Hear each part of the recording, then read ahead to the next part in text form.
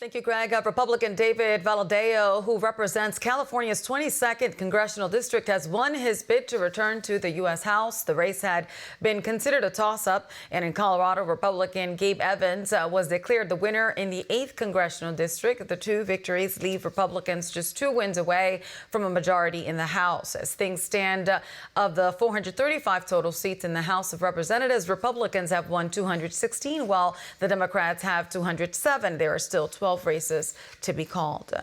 New York Judge Juan Merchan has delayed his decision on whether to overturn President-elect Donald Trump's guilty verdict on state charges of falsifying business records until November 19th. Both sides asked the court to give them more time to make recommendations on how to proceed.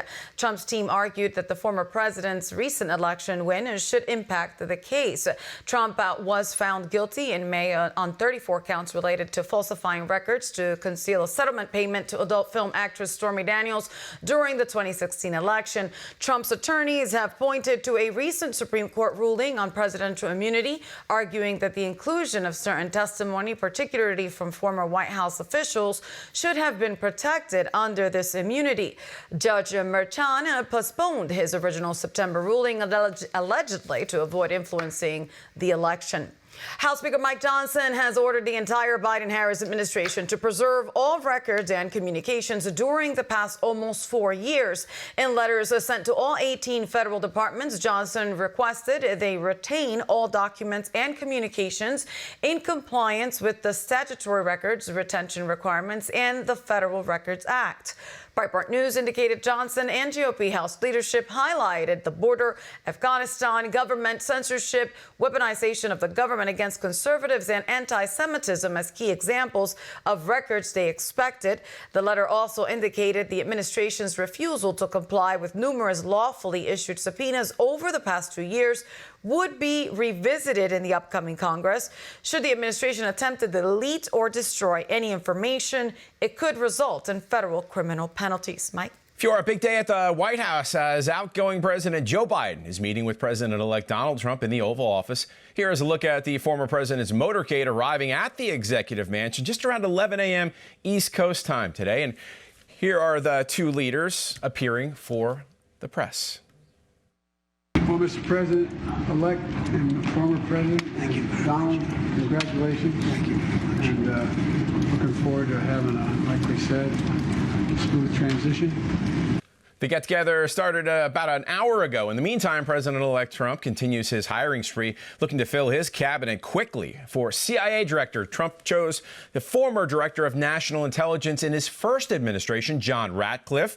The president-elect announced the appointment on social media, saying this in part: John Ratcliffe has always been a warrior for truth and honesty with the American public, end quote. As promised, the former and future president is going to let Elon Musk find and eliminate government inefficiencies. Musk and entrepreneur Vivek Ramaswamy will head the Department of Government Efficiency.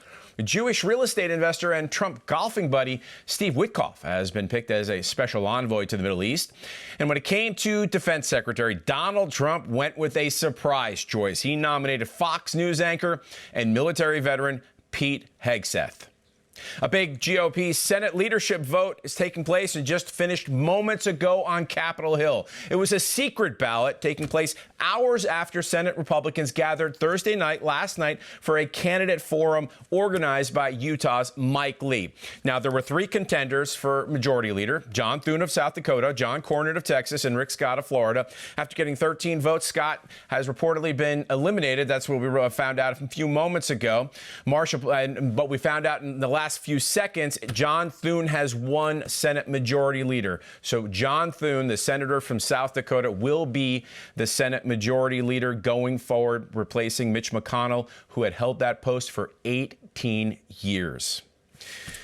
And in other news, we're going to take you to Ohio Republican and House Judiciary Committee Chairman Jim Jordan demanding information regarding possible FBI censorship of the Biden family influence peddling scheme. A letter from Jordan to FBI Director Christopher Wray, dated November 12th, says in part the Committee on the Judiciary and the Select Subcommittee on the Weaponization of the federal government are investigating how and to what extent the executive branch has coerced or colluded with companies and other intermediaries to censor censor lawful speech. As part of this oversight, we have received testimony that under your leadership, the Federal Bureau of Investigation, particularly its Foreign Influence Task Force, played a key role in pre-bunking a true story concerning the Biden family's influence peddling ahead of the 2020 presidential election, end quote. The letter went on to demand a briefing by November 26th about a tool the Bureau allegedly uses to censor social media posts. Greg. Well, federal employees are concerned about the potential reinstatement of the 2020 Schedule F executive order by President-elect Donald Trump, which would lead or could lead to widespread job terminations. According to CNN, this order was first introduced during Donald Trump's first term. It categorizes thousands of federal positions as Schedule F, stripping job protections for roles deeming policy influential, allowing easier dismissals and replacement with politically loyal appointees. Trump's 2024 campaign promises, including overhauling the federal workforce. The possible changes have created unrest among federal workers, with unions and advocacy groups like the American Federation of Government Employees and the ACLU preparing legal strategies to protect workers' rights. Trump's transition team has hinted at the potential of relocation of 100,000 federal jobs outside of the D.C. Beltway.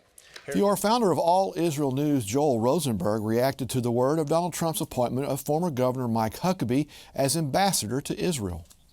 This is the first time that a devout, openly, unabashedly evangelical Christian has been appointed as an ambassador to Israel from the United States. It's not that other Christians haven't been appointed over the years, but, Huckabee has been here over 100 times. He leads Christian tours. Rosenberg pointed out Huckabee is the first non-Jewish U.S. ambassador to Israel appointed in the last 20 years or so.